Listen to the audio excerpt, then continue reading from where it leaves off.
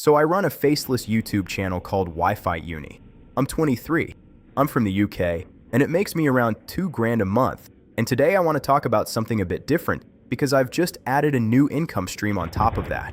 And it's only been 3 weeks. And I think the way it's going is actually worth talking about honestly rather than waiting until the numbers are more impressive. Please excuse this AI slop voice. I promise the value in this video is worth it. Because I think there's this tendency online where people only share stuff once it looks good, like they wait until the revenue is 10 grand a month and then they make the video. And by that point, half the useful detail about how it actually started is just gone. They've forgotten the messy early bit. And that's honestly the part one find most interesting when I watch other people's videos. So I figured I'd just talk about it now, 3 weeks in, when it's still raw and I genuinely don't know exactly where it's going. 3 weeks ago, I launched a Skool community. And right now, it's making me $135 a month in recurring revenue, and only 3 people have churned since I launched it. And I want to explain why I think that number, even though it's small, is actually a really good sign, and also just walk you through how the whole thing is set up and why I think Skool as an income stream is genuinely underrated for smaller creators. So let me explain the setup first, because I think the structure is the interesting part. There are 3 tiers. And basically what this means is people can join at different levels depending on how much they want. And the first tier is $10 a month, which is the standard plan.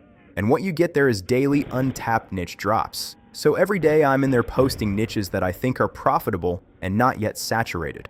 A short form content course and direct feedback from me personally. And the idea behind that tier is just to get people in the door at a price that genuinely feels like a no-brainer. Like $10 a month is less than most people spend on a coffee in a week. And if you get one useful niche idea out of it that leads somewhere, then it's already paid for itself. The second tier is $15 a month, which is premium. And this adds the full long-form YouTube course on top of everything in standard, plus more in-depth and direct feedback from me. And this one is kind of the meat of it for someone who's actually serious about building a channel and wants a proper structured path through it rather than just picking up bits and pieces.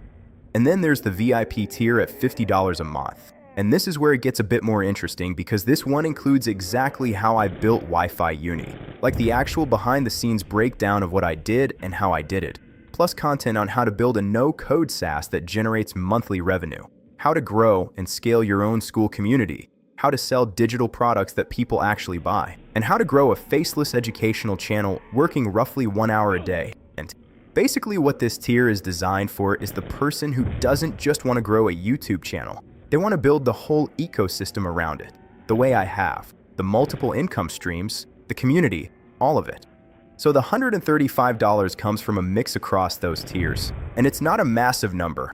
I'm not going to pretend it is. But here's the thing that actually matters to me about it, which is that it's recurring. And what this means in practice is that every single month this number should be at least as high as it was last month, and probably higher, because the people who are staying, and new people come in on top of that, and the floor just keeps rising. And that's genuinely the thing that makes recurring revenue so different to everything else I earn from the channel, because AdSense resets every month, sponsors reset every month. Like I have to go out and find new deals and deliver new integrations every single month, just to keep the income level where it is. And if I had a slow month or took time off, it would show up immediately in the numbers. But the Skool MRR doesn't work like that. It just sits there and compounds. And the only way it goes down is if people start leaving faster than they're joining, which so far isn't happening. And the churn thing is worth actually talking about properly, because I think a lot of people overlook it when they're thinking about starting something like this. And what churn basically means is the percentage of your members who cancel each month. And if your churn is high, it means you're essentially running on a treadmill where you're constantly replacing the people who are leaving just to stay in the same place. And that's exhausting and also tells you something pretty important about whether what you're offering is actually good.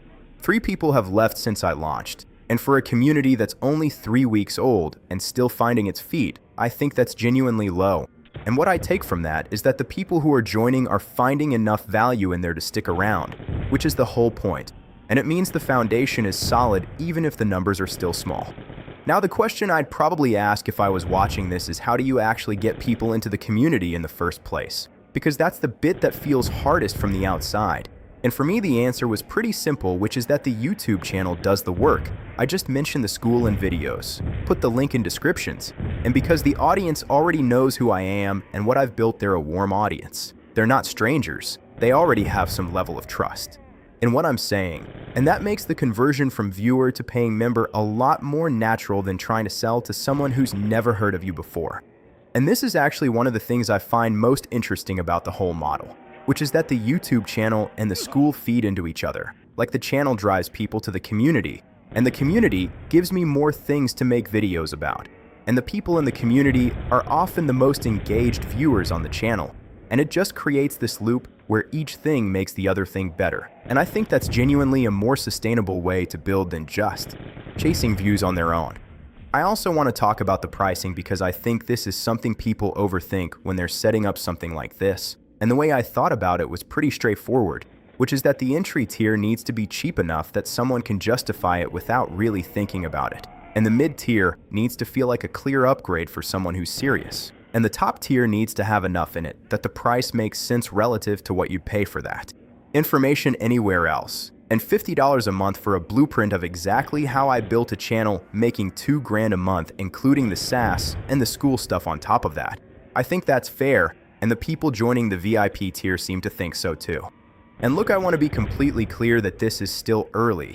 3 weeks is genuinely nothing in the grand scheme of it, and I have no idea what this looks like at 6 months or a year. And there are 100 things I'll probably do differently as I learn more about what's working and what isn't.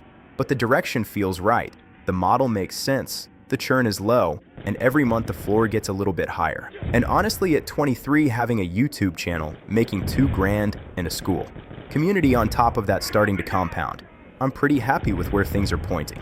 If you want to check it out, the link is in the description. There's a free look around before you commit to anything.